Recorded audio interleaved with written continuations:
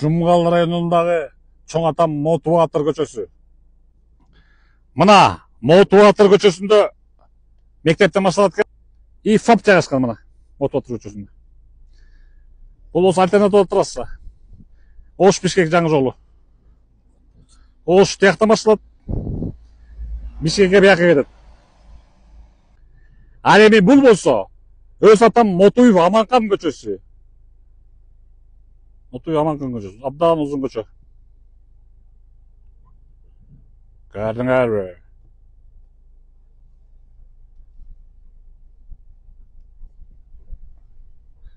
Саняк тусуштыр. Айылдыктардын жашоосу абдан атындагы көчө. Мотуев Аманкан көчөсү.